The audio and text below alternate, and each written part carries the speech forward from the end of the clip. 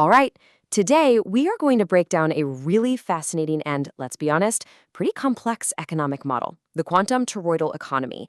Our goal here is simple: to explain this system neutrally, using its own logic and language, so we can all understand exactly how its creators propose it works. The entire concept kicks off with this one powerful question that really challenges our basic assumptions about money and wealth. What if the fundamental structure of how money flows could be completely redesigned from the ground up? So to really get the solution they're proposing, we first have to understand the problem they're trying to solve. And the source material frames this as a conflict between two opposing geometric shapes, which represent two very different economic philosophies. Now, what's really interesting here is how this slide visualizes the central argument. On one hand, you've got the pyramid, a system where, as the source puts it, effort flows up, but wealth doesn't flow down. On the other hand, you have the toroid, which is presented not as a rigid hierarchy, but as this dynamic, circular geometry, where energy and wealth are meant to flow from a central core, outwards, and then back again. And this image just brilliantly illustrates that fundamental promise. The idea is to shift from a model where your labor props up a structure above you to one where your efforts directly reinforce a system that you are an integral central part of. It's a switch from supporting to self-strengthening. Okay, so how is this all supposed to work in practice? Let's get into the mechanics. The system is built on a very specific mathematical structure, which it describes using these kinds of biological metaphors. The basic building block of this economy isn't an employee or an investor, but what the system calls an intelligent cell. This is one person who activates themselves within the system, and, this is crucial, they do it with their family circle. Now, that doesn't necessarily mean blood relatives. The key ingredient here is trust. So the critical point is how this structure expands. It's a simple progression. You start at the center, you bring in 3 people who trust you, each of them brings in 3 more, creating a second circle of 9. This continues, creating what the source calls concentric waves of expansion. It's not a ladder to climb, but a ripple that you create. When you add up all the circles, the 3, the 9, the 27, and the 81, you get 120 people. Add yourself in the center, and you have a complete toroidal family of 121 participants. This number is absolutely key for the system's first big event. Now let's look at how this structure leads to the first major financial milestone in the system. It's described not just as a transaction, but as the moment the system proves it's actually alive. This is the financial outcome the system presents. The process starts with a $5 donation from participants. Once a toroidal family of 121 is complete, the internal mechanics of the system are designed to direct a $105 flow back to the person at the center. And that's why it's called the first conscious beat. Like a heart starting to pump.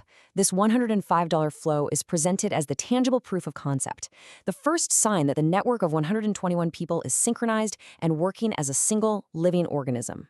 Generating the flow once is just the first step.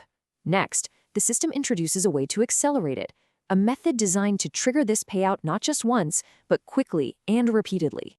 This is the 369. It's described as a coordinated event, a synchronized sprint where all 121 members organize to make their donations within a compressed time frame, causing that $105 flow to travel from the outer circle to the center in just 9, 6, or even 3 hours.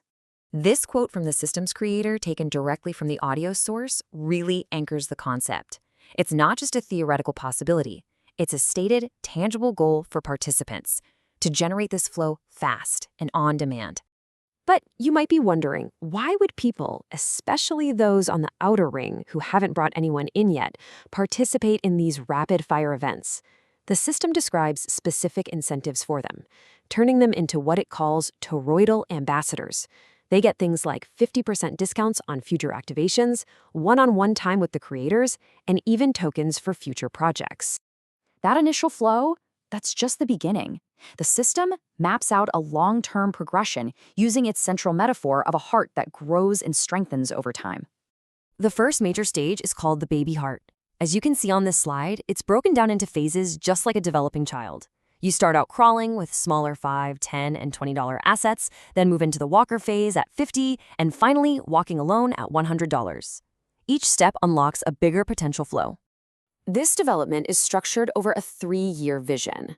Year 1 is all about mastering the baby heart and its flows. Year 2 introduces the adolescent heart with a potential flow of $2,500. And Year 3 brings in the mature heart, which is designed to generate a flow of $7,500. The critical point here is that this isn't about skipping steps. The system emphasizes that each stage has to be built methodically on the foundation of the last. It's presented as a process of patient, organic growth, like nurturing a seed until it becomes a strong, mature tree capable of bearing significant fruit. So, where does all of this lead? The source material culminates in a grand vision that positions this system as a grassroots alternative to other proposed future financial systems. The system draws a sharp contrast between what it calls the traditional QFS, or quantum financial system, and its own toroidal QFS. It argues that a traditional QFS comes from the top down and depends on existing structures. The toroidal QFS, on the other hand, is designed to be built from the bottom up by the people themselves, focused on action right now.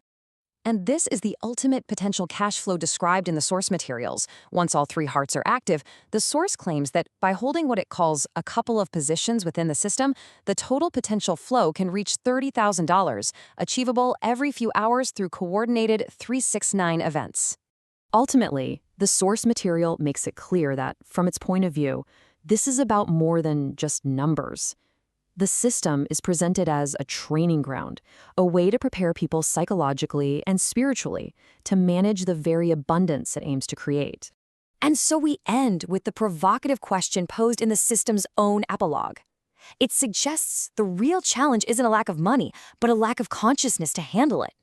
The final thought it leaves us with is this: if money simply amplifies who we already are we, as individuals and as a collective, truly ready for abundance?